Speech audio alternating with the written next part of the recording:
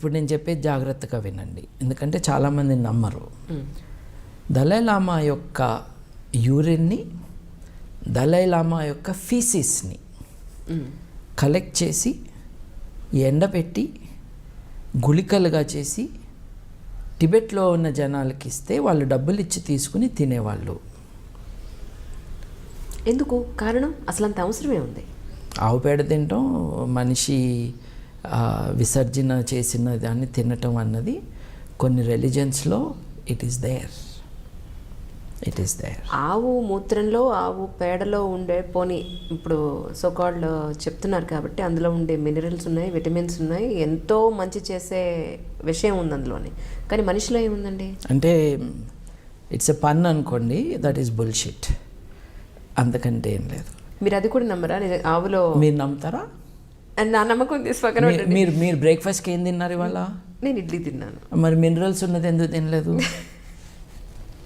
కానీ చెప్తున్నారు కదా, ఎన్నో ఏళ్ళ నుంచి చెప్తున్నారు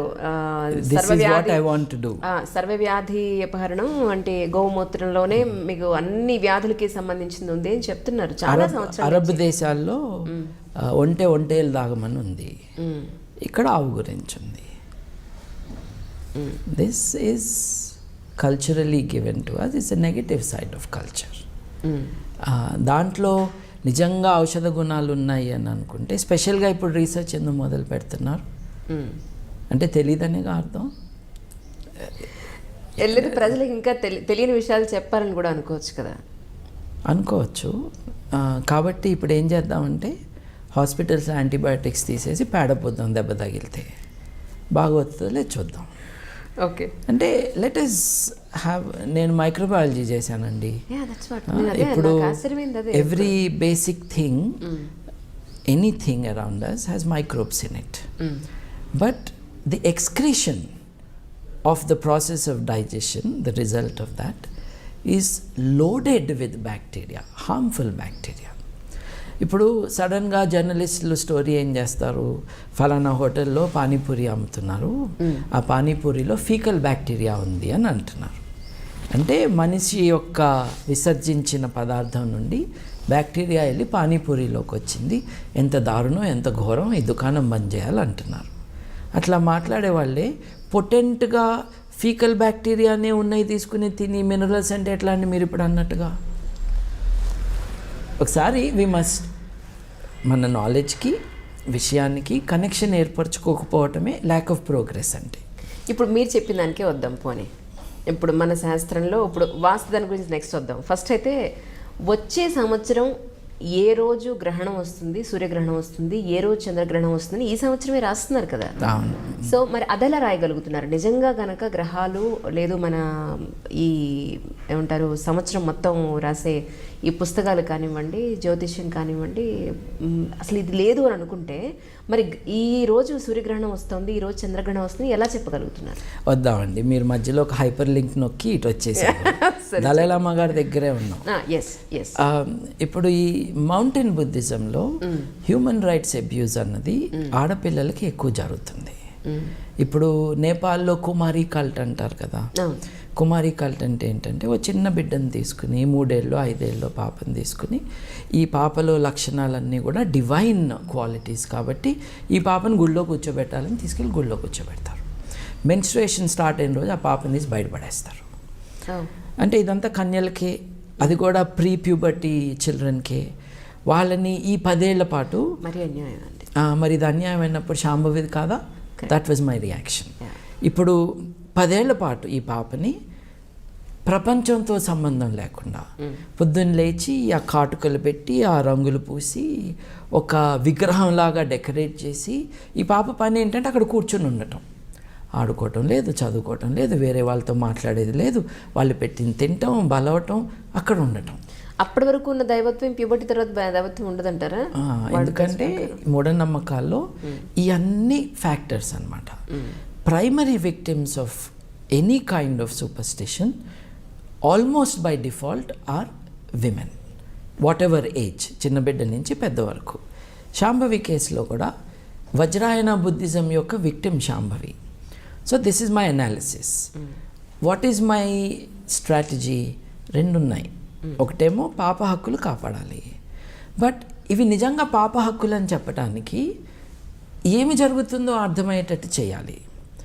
so I had a dual machine of mass education and persuasion and legal action. Legal action is against the guardians of Shambhavi, the media. But equally important is mass education. మళ్ళీ ఇట్లాంటి story రాకూడదు. సడన్గా ఏమవుతుందంటే దీన్ని oppose చేయకపోతే మళ్ళీ పుట్టాను ఇంకోటి వస్తాడు. ఎగ్జాక్ట్లీ.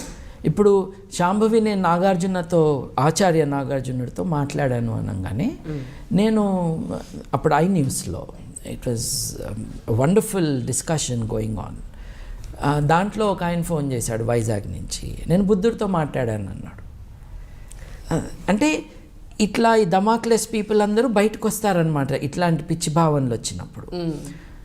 అవునా బుద్ధుడితో మాట్లాడావా, నువ్వు ఏ భాషలో మాట్లాడావు బుద్ధుడితో అన్న, ఈయన తెలీదుగా. కరెక్ట్. బుద్ధుడి భాష ఏంటో ఈయన తెలీదుగా. అంటే మెంటల్ వాడికి ఇవన్నీ తెలవాలని లేదు. ఒక ఉన్మాదం లాగా, ఒక హిస్టీరియా లాగా స్ప్రెడ్ అయిపోతుంది అనమాట. టక జనాలు వచ్చేసారు. నేను కూడా ఇంతకుముందు వేరే జన్మలో ఉన్నాను, మాట్లాడాను. ఎగ్జాక్ట్లీ. అవన్నీ ఆపాలి. సో మాస్ ఎడ్యుకేషన్ ఇది కాదబ్బా, నిజంగా నీకు ఇట్లా అనిపిస్తే ఇదిగో సైకియాట్రిస్టులు వీళ్ళు ఉన్నారు, ఈ మందులతో తగ్గుతుంది, వాళ్ళు మామూలు మనుషులు అయిపోతారు. అంటే మెంటలీ ఆల్ రైట్ కాని వాళ్ళ పట్ల మనం కోపం చూపించకూడదు. We have to help them. ఇప్పుడు ఒక రూమ్లో కూర్చుని కనపడిన వాళ్ళతో మాట్లాడుతూ చాలామంది ఉంటారండి. వాళ్ళకి హెల్ప్ చేయాలా మనం? We have to do it. నేను చచ్చిపోయి మళ్ళీ పుట్టానని ఒక ఆయన అంటాడు, హెల్ప్ చేయాలి కదండి, వాళ్ళని తిట్టి కాదు కదా అది. సో ఆ బిలీఫ్ని అడ్రెస్ చేయాలి. ఒక్క నెల రోజుల మందుల తర్వాత బాగా అయిపోతున్నారే వీళ్ళు, అంటే జబ్బున్నట్టే కదా. So we have to do this. వీళ్ళని మీడియాలో స్టూడియోలో కూర్చోబెడితే ఎట్లా? మీరు నన్ను అడిగారు మీడియా రోల్ ఏమిటి అని. ఒక ఛానల్లో ఒక మనిషిని తీసుకొచ్చి ఏమన్నారు, ఈయన గత 2 ఏళ్ళో 3 ఏళ్ళో సంథింగ్ లైక్ దట్ అసలు తిండి తినట్లేదు, నీళ్లు తాగట్లేదు. నిజం అది. అందుకే ఆయన కూర్చోబెట్టి ఈయన without any food he surviving అన్నారు. ఎట్లా అండి, ఆయన is N employee of the government. ఎట్లా అండి మీరు ఎట్లా అంటే, నేను సూర్యుడి కాంతి నుంచి నేను శక్తిని పొందుతాను, గాల్లో నుండి నేను మాయిశ్చర్ పొందుతాను అన్నాడు. నన్ను అడిగారు ఏంటండి ఇది అని. అంటే చూడటానికి అయితే మనిషిలాగే ఉన్నాడు కానీ ఇది మొక్క కదా అయితే అయినా అన్నాను. అంతే కదా, మొక్కే కదా. ఇప్పుడు సూర్యకాంతి నుంచి అట్లాగే మాయిశ్చర్ నుంచి నేను ఎనర్జీ క్రియేట్ చేసుకుంటా అంటే అది మనుషులు కాదు కదండి, మొక్కలే. అంటే ఈ మనిషి మొక్క ఏం చేస్తున్నాడు, గవర్నమెంట్ ఉద్యోగం ఎలా పెడుతున్నాడు. I'm sure he's incapable of doing his job because is mentally ill and he's lying. గదిలో తాళం వేస్తే ఉంటుంది, 6 వారాల్లో చచ్చిపోతాడు మనిషి. కావాల్సినంత సన్లైట్ ఇద్దాం అయినా బతకడు. ఛానల్ ఏం చేయాలండి? నన్ను 1-2 సార్లు కొన్ని డిస్కషన్స్కి పిలిచేసి ఇదిగో ఈయనంట అంతరిక్షంలోకి వెళ్ళొచ్చాడంట, ఈయనతో మాట్లాడతావా అని. ఓహో భారతీయుడు ఒకడే అనుకున్నాను అంతరిక్షంలోకి వెళ్ళింది, ఈయన కూడా ఉన్నాడా? మరి ఆయనకి అవార్డు ఇచ్చి పద్మభూషణ్ ఏదో ఇవ్వచ్చుగా. లేదు డిస్కషన్కి రమ్మన్నారు, రానన్నాను నేను.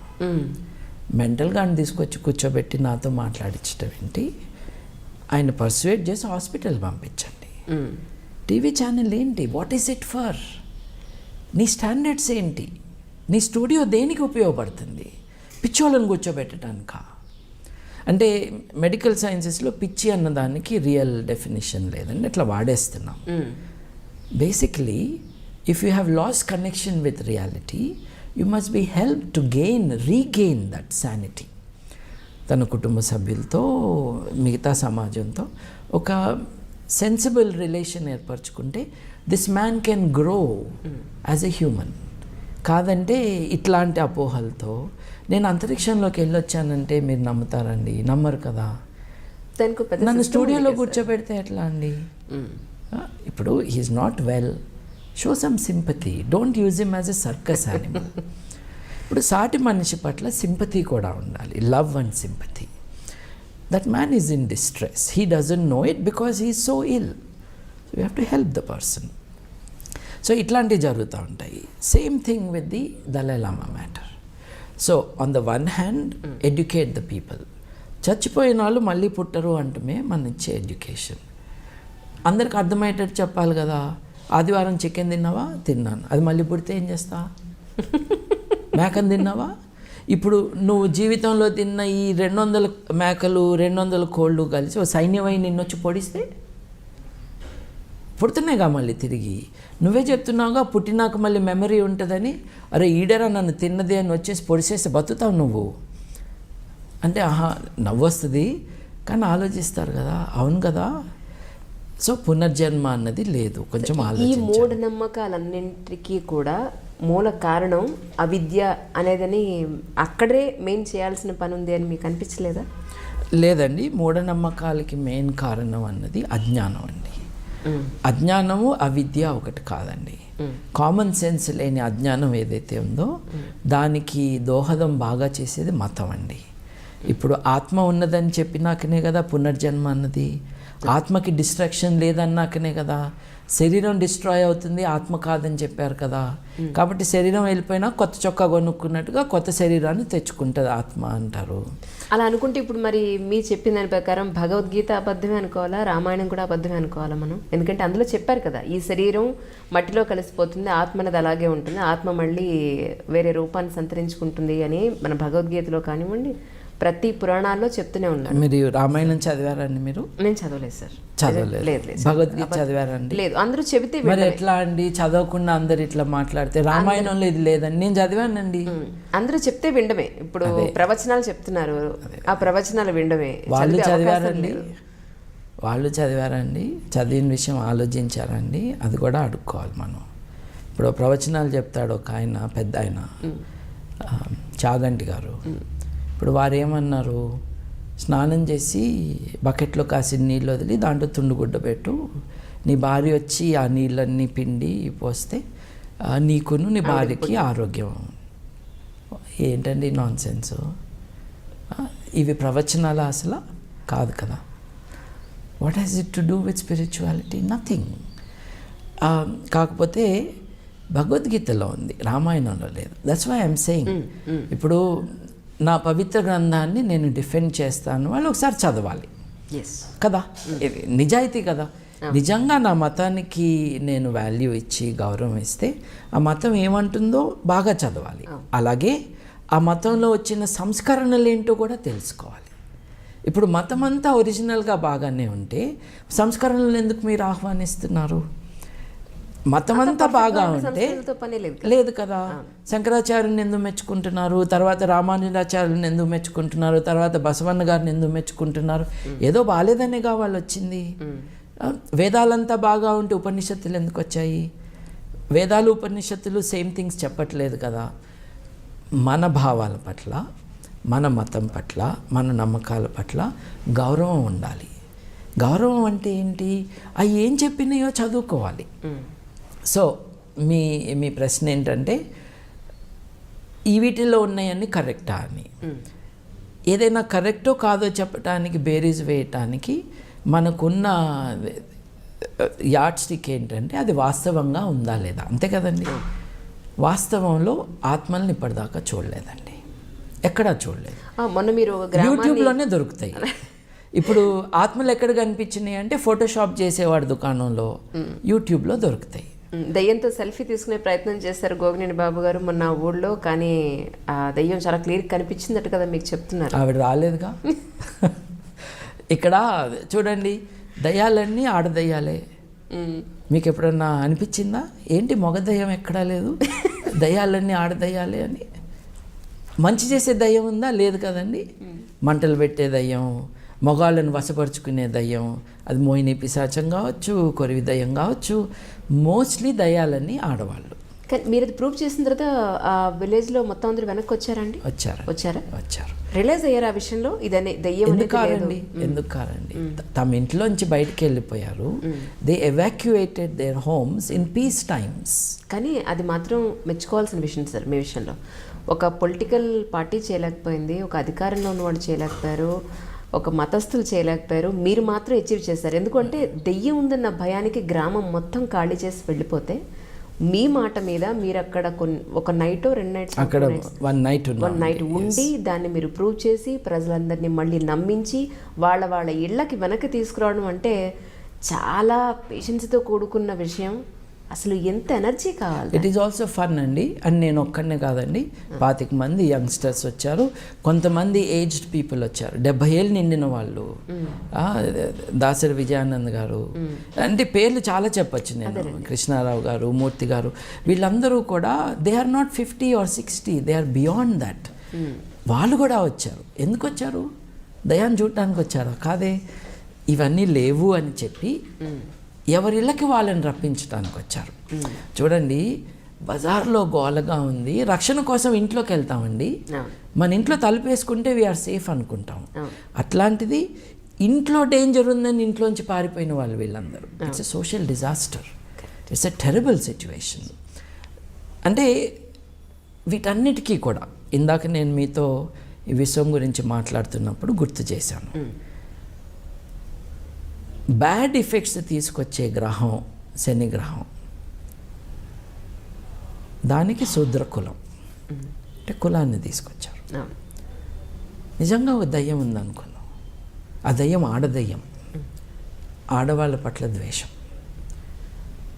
You see the components into this belief. నువ్వు మూఢనమ్మకాలకు వ్యతిరేకమా అంటే నో, కల్చరల్ బ్యాక్వర్డ్నెస్కి వ్యతిరేకం.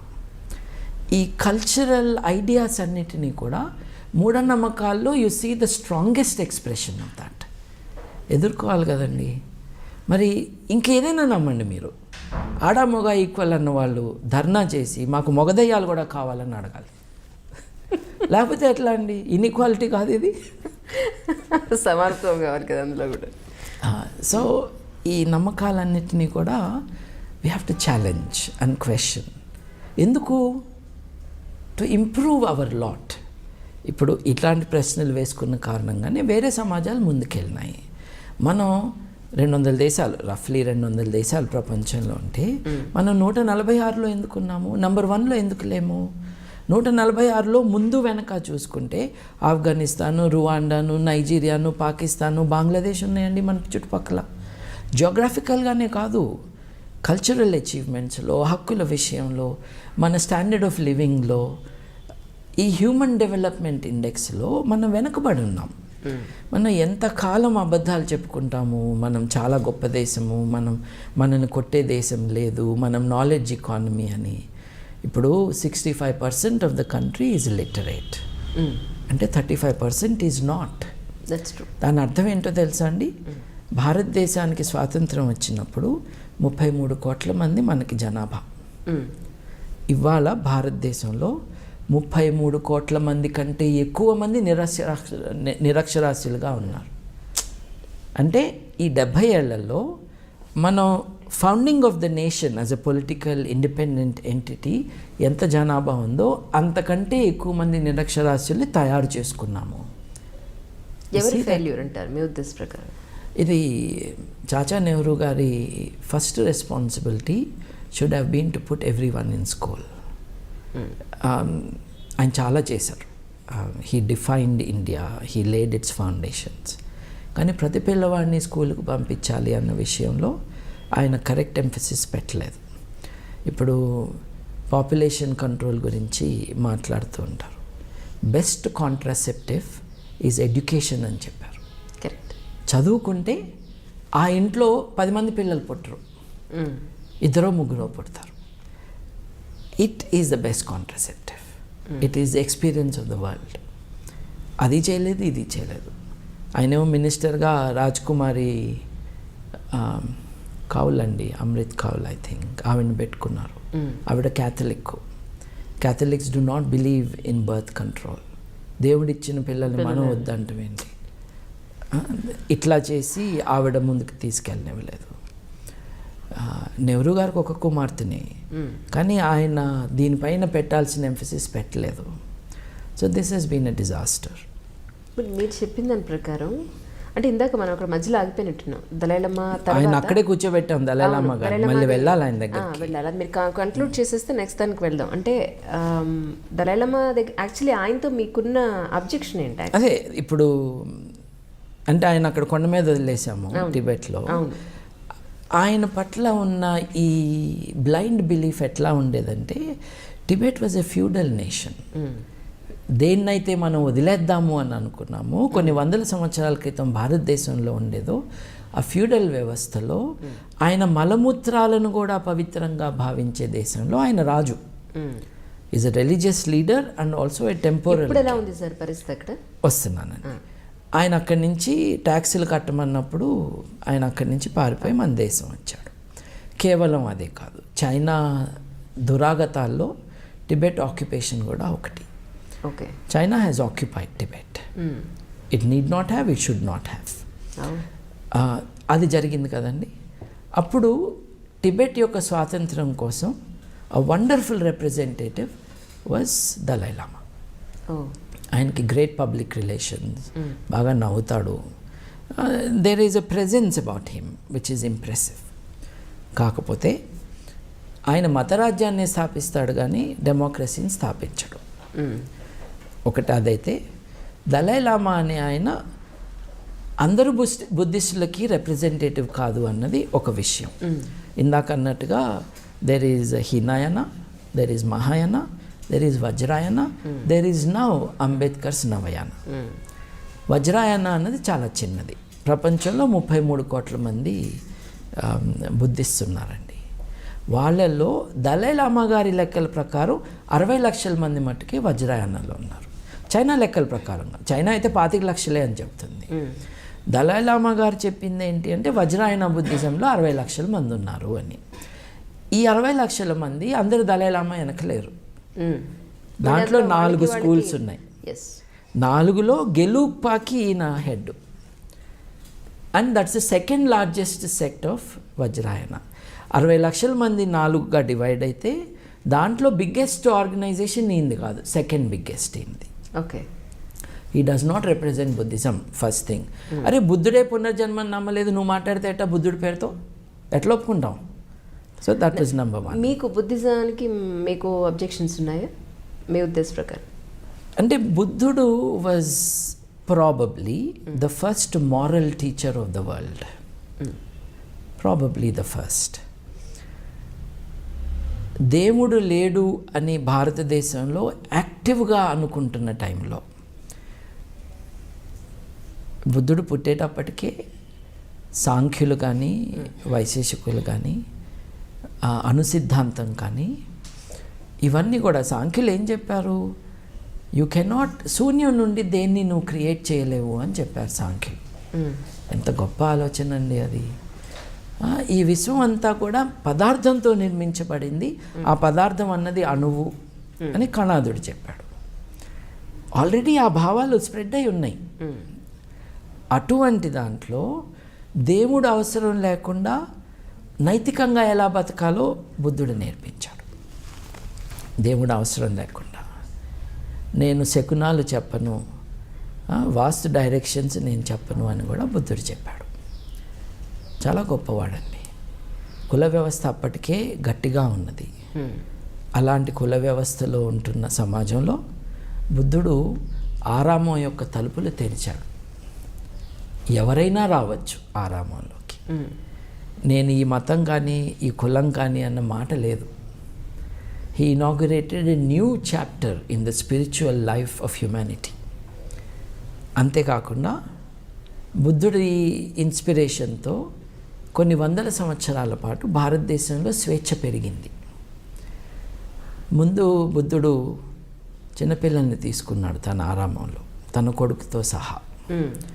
బుద్ధుడు తండ్రి వచ్చి, తప్పు కదా, ఇళ్లలో పిల్లలందరినీ నువ్వు తీసుకెళ్తే ఇల్లు ఎట్లా నడుస్తాయి అని చెప్తే 14వ ఏట దాకా ఎవరు రాకూడదు అని చెప్పాడు ఆయన.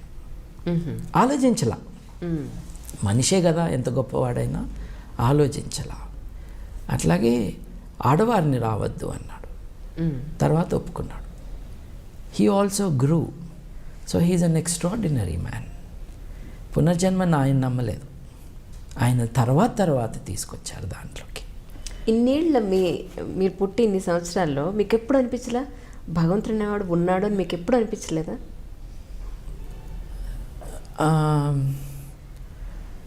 స్కూల్ డేస్లో అప్పుడప్పుడు ఫ్యూ టైమ్స్ స్పెషల్గా నాకు మ్యాథ్స్లో ఫస్ట్ రావాలని నిజంగా వచ్చిందండి పూజ చేస్తే. అంటే ఏంటంటే నాది తెలుగు ఫస్ట్ లాంగ్వేజ్ అండి. అది ఫస్ట్ లాంగ్వేజ్ కాదు, second language in school. Okay. Special English పిల్లలు ఉండేవాళ్ళు మా స్కూల్లో, వాళ్ళేమో ఇంగ్లీష్ చేసేవాళ్ళు. సో తెలుగులో మ్యాక్సిమం మార్క్స్ 60-65 వస్తాయండి. స్పెషల్ ఇంగ్లీష్లో 75-80 వస్తాయి. సో వాళ్ళకి అక్కడ 15 మార్కులు అడ్వాంటేజ్ ఉండేది. తర్వాత హిందీ, మనకేమో హిందీ బాగా రాదు. పైగా మా నాన్నగారేమో ఇంపోజిషన్ ఆఫ్ హిందీకి వ్యతిరేకులు. ఓకే. చక్రవర్తి రాజగోపాలాచారి గారి ఇన్స్పిరేషన్ ఆయనకి. సో ఒక జాతి మీద, ఒక కమ్యూనిటీ మీద ఒక భాషని రుద్దటం అన్నది తప్పు. కాబట్టి హిందీ ఇంపోజిషన్ ఉండకూడదు. ఓకే. తమిళనాడులో హిందీకి వ్యతిరేకంగా చేసిన ఉద్యమానికి చక్రవర్తి రాజగోపాలాచారి, రాజాజీ గారి స్టాన్స్ వాజ్ ఫండమెంటల్. ఆయన ఇన్స్పిరేషన్తోనే కదా మీ పేరు కూడా రాజాజీ, నా పేర్లో కూడా పెట్టారు. చూశాను సార్ మీదని. ఓ పక్కన పెరియార్ గారి యాజిటేషన్ నడుస్తూ ఉన్నాయి. రాజాజీ గారిది యాజిటేషనిస్ట్ కాదు, ఆయన భావాలు. He was one of the most powerful minds of India ever in that last century. So ఆయన మాటలు అవి మా నాన్నగారి లైఫ్లో ఇన్ఫ్లుయెన్స్ అనమాట. సో హిందీ ఏంటి, నేర్పించటం ఏంటి, అవును కదా హిందీ ఏంటి, మనం ఎందుకు నేర్చుకోవాలి, నేను హిందీ క్లాస్లో అనుకోవటం. సో హిందీలో ఎక్కువ మార్కులు వచ్చాయి కాదు. అందరికీ 80 వస్తేనో 70 వస్తేనో నాకు ఇంకో 10 మార్కులు తగ్గాయి. అక్కడ స్పెషల్ ఇంగ్లీష్లో 15 మార్కులు ఎక్కువ వస్తున్నాయి వాళ్ళకి. మళ్ళీ ఇక్కడ హిందీలో కూడా 15, వాళ్ళ మదర్ టంగ్ అది, వాళ్ళు వస్తున్నాయి. ఈ 25 మార్కులు డిఫరెన్స్ ఉంది మనకి. ఇక లెక్కల్లోనే మనం ఇది చేయాలి. కాబట్టి మనం దేవుణ్ణి ప్రార్థించేస్తే ఈ 20 మార్కులు ఇచ్చేస్తాడేమో ఆయన అని సీరియస్గా 8th క్లాస్లో బాగా ప్రార్థన చేసేస్తే ఫస్ట్ ర్యాంక్ నాకు వచ్చేసిందండి. మీరు చదవకుండా అట్లా చిన్నపిల్లలుగా ఉన్నప్పుడు ఇప్పుడు అనిపించలేదు నెవర్ దేవుడు లేడు అని అనుకుంటే కొన్ని వందల వేల సంవత్సరాల క్రితమే అష్టోత్తరాలు, సహస్రాలు, ఖడ్గమాలు ఇవన్నీ పుట్టాయి. అప్పుడు మీరు పుట్టలేదు, నేను పుట్టలేదు. అసలు దేవుడే లేడనుకుంటే వీటన్నింటికీ అర్థం లేదుగా. నాకు పెద్ద క్వశ్చన్ అసలు అర్థం కాని విషయం అదే. కొన్ని వందల వేల సంవత్సరాల క్రితమే ఎన్నో సహస్రాలు, అష్టోత్తరాలు, అవతారాలు, వాటికి ప్రూఫ్లు ఇన్ని కళ్ళ ముందు మనకు కనిపిస్తున్నప్పుడు అసలు దేవుడే లేడని ఎలా నమ్ముతారు మీరు? మీరు అన్నీ కరెక్టే అండి, కానీ ప్రూఫ్లు మట్టుకు లేవండి. Anyway, I don't want to pick up a quarrel with you. They have value అండి. The value is in the history of religion and in literature. వాటికి లిటరరీ వాల్యూ ఉంది, ట్రూత్ వాల్యూ లేదు. ఓకే. ఇప్పుడు మనిషి యొక్క ప్రయాణంలో the pursuit of the divine has been an important journey.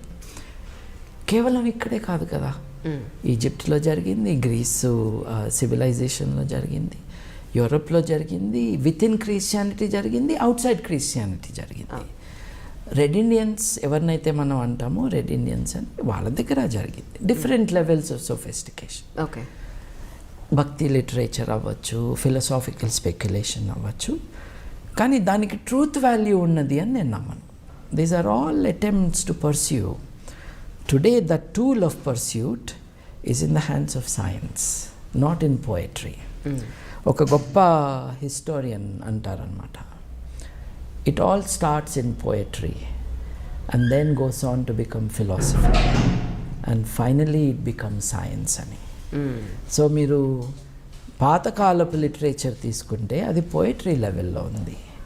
వాటిల్లో కొన్ని ఉపనిషత్తులు లాంటి వాటిల్లో it has become philosophy. But philosophy cannot lay claim to truth. When this philosophy becomes science, then you can come to the truth. Philosophy అంటే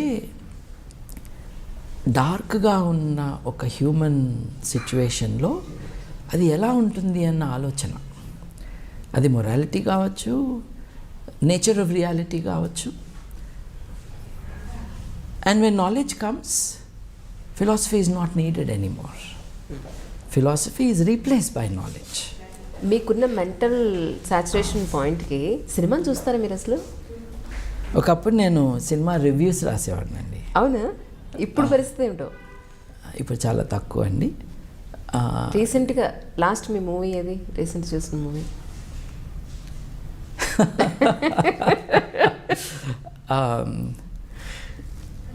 మా బాబును నా wife ఇద్దరు చిన్నపిల్లలే, ఇద్దరు కలిసి జాంబీ సినిమాలు అవి చూస్తూ ఉంటారు. అట్లా నేను మా ఇంట్లో సినిమాలు ప్లే అవటం చూశాను, కానీ I never sat down to watch. Okay. నిజానికి దీనికి ఎవరు మీనింగ్ చూడకూడదు, మీరు అన్నారు కాబట్టి చెప్తున్నాను. ఓకే. నేను చూసిన లాస్ట్ 2 ఫిల్మ్స్ తెలుగులో ఓకే సినిమా హాల్కి వెళ్ళి చూసినవి, 2 పవన్ కళ్యాణ్ సినిమాలు. మీరు అని ఫ్యాన్ అని చెప్పుకోవచ్చా? లేదండి, I'm not a fan of any film actor. Okay. I'm not even interested in their personal lifes or political ambitions. కానీ చూసినవి అవి. ఓకే. ఒకసారి ఊరెళ్తే అత్తారింటికి దారేది సినిమాకి అందరూ వెళ్తుంటే నేను వెళ్ళాను. ఓకే. అంతకుముందు గబ్బర్ సింగ్ సినిమా నంబర్ 1 అది చూశాను. ఇవే నేను చాలా తక్కువ సినిమాలు చూడటం. నిజానికి సినిమా చూడటం నేను మానేసిన కారణం, లైన్లో నుంచుని టికెట్ కొనుక్కోవాలి అన్న కారణంగా నేను వెళ్ళలేదు. ఏదో తప్పు చేసిన వాళ్ళలాగా అక్కడ లైన్లో నుంచుంటే ఒక గుర్ఖా వచ్చి కర్ర పట్టుకుని నువ్వు ఇట్లా నుంచో అట్లా నుంచో అని డైరెక్ట్ చేస్తూ ఉంటే I did not relish that experience. ఇప్పుడంటే మీరు నెట్లోనే బుక్ చేసుకోవచ్చు. కానీ నెట్లో బుక్ చేసుకోవక్కర్లా, నెట్లో ఇంట్లోకి తెచ్చుకోవచ్చు సినిమా. కానీ నేను చూడలేదంటాం నిజమే, కానీ అప్పుడప్పుడు ఎక్స్ట్రాక్ట్స్ సినిమాలు చూస్తూ ఉంటాను. ఐఎమ్ టికిల్డ్ బై బ్రహ్మానందం గారి కామెడీ. అవునా? I'm tickled by it. అప్పుడప్పుడు కొన్ని డిస్టేస్ఫుల్గా ఉంటాయి, కానీ overall they make me laugh. Brahmanandam గారి హ్యూమర్ ఐ ఎంజాయ్ అండి, ఆర్ హిజ్ యాక్టింగ్. అంటే స్లాప్ స్టిక్ కానీ బాడీ షేమింగ్ చేయనివి కూడా ఇంటెలిజెంట్ అండ్ ఫన్నీ డైలాగ్స్తో ఉన్నాయి, కొన్ని ఉంటాయండి. That appeals to me. But overall అంటే నాకు సినిమా అది ఇంట్రెస్టే ఉంది. నేను I have been more interested in European cinema, German and French. So నేను ఇండియన్ ఎక్స్ప్రెస్కి కాలేజ్ డేస్లో ఉన్నప్పుడు I use to right reviews. నేను హైదరాబాద్ ఫిల్మ్ క్లబ్ మెంబర్ని. చాలా దూరం వెళ్ళి సారథి స్టూడియోస్లో ప్రతి వారము కొరియన్ ఫిల్మ్స్, ఇరానియన్ ఫిల్మ్స్. మీరు లేనిది ఎక్కడని అడగండి. అంటే cinema as an art form, how to tell a story అండి. What is cinema? It's how to tell a story. అది చక్కగా ఎవరు చెప్తారు అన్నది వెతుక్కుంటూ ఉంటాం. Because story is entertaining, sometimes it is ennobling. మనం కథ విని ఆ హాల్ బయటకు వచ్చేటప్పుడు డిఫరెంట్గా బయటకు వస్తాం. సో ఆ ఎక్స్పీరియన్స్ని వెతుక్కుంటూ సినిమాని కూడా నేను దాని పట్ల అట్రాక్ట్ అయ్యి చూడటం అనేది చేసేవాడిని. తర్వాత ఒక Indian Express editor was my student, French student. అదేంటి నువ్వు రాయచ్చుగా మాకు రివ్యూస్ అని అన్నాడు. సరేలే రాస్తానని ఐ డిడ్. నీకు జర్మన్ వచ్చు కదా, జర్మన్ సినిమాలు ఎందుకు రివ్యూ చేయవు అని అన్నాడు. So Fassbinder films, Wim Wender films, అన్ని రకాలు. When we use to organise some of these film retrospectives, ఆ సినిమాటోగ్రఫీ ఏంటి, ఆ ఫిల్మోగ్రఫీ ఏంటి, వీటన్ని మీద దృష్టి పెట్టి I would do some unprofessional but interested reviews of these things. మనకేం పెద్ద వచ్చేం కాదు, కాకపోతే భాష వచ్చు కాబట్టి better access to this filmography. అలా అనమాట. ఈ ఎక్స్పోజ్ అయినాక specially Iranian and Korean films అవి చూసినాక Indian films, specially Telugu films చాలా ఇమ్మెచ్యూర్గా ఉంటాయి. సో నేను చూడటం మానేశాను. అంటే వెళ్ళి దెబ్బలు తింటుంది దేనికి? They are very very immaturely done. ఆర్ట్లో ఉండాల్సిన సోఫిస్టికేషన్ సినిమాలో కనపట్లేదు. ఎందుకనంటే they are not looking for sophisticated audiences. ఎక్కువ మంది టికెట్లు కొనడానికి ఎవరు వస్తారు అని అనుకుని వాళ్ళు ఇది కోరుకుంటున్నారు అని వీళ్ళు ఇమాజిన్ చేసుకుని they are getting into it. I'm not part of that. So దాంట్లో నేను లేనట్టే సినిమాల్లో. That's how it is. Okay sir, అంటే ప్రస్తుతానికి దళాలమ్మ పరిస్థితి ఏంటంటారు మీ ఉద్దేశ ప్రకారం? ఆయనకి 80 ఏళ్ళు వచ్చినాయండి. ఓకే, మళ్ళీ ఎప్పుడు పుడదామా అని ఆలోచిస్తాను. దళైలామా గారిది I don't wish to be unkind, ఏదో జోక్గా చెప్పాను. దళైలామా గారిని ఒకసారి ఆలోచించండి. ఆయన ఈ శాంభవి తమాషా జరుగుతున్నప్పుడు వెన్ ఐ ఇన్వెస్టిగేటెడ్ 2-3 విషయాలు నా దృష్టికి వచ్చినాయి. దళైలామా వారి లిటరేచర్లోనే ఉంది ఇది, వాళ్ళ రెగ్యులర్ పబ్లికేషన్స్లో. ఒకటేమన్నాడంటే, నేను ఈసారి చైనాలో పుట్టను, ఈసారి నేను మేబీ ఇండియాలో పుడతాను. ఏంటండి ఇదన్నా టికెట్ కొనుక్కుని వెళ్ళటమా? నేను చచ్చిపోయినాక ఈసారి చైనాలో పుట్టను, నేను ఇండియాలో పుడతాను. అరుణాచల్ ప్రదేశ్లో డిస్ప్యూటెడ్ టెరిటరీ ఉంది, ఆత్మకి తెలుస్తుందా ఏది డిస్ప్యూటెడో ఏది కాదో? అది అన్నాడు. ఏంటి తమాషాగా ఉంది. తర్వాత ఏమన్నాడు, మేబీ సౌత్ ఇండియా, అదేదో వెకేషన్ స్పాట్ లాగా సౌత్ ఇండియాలో పుడతానేమో అన్నాడు. తర్వాత మగపిల్లాడిగా పుట్టాల్సిన అవసరం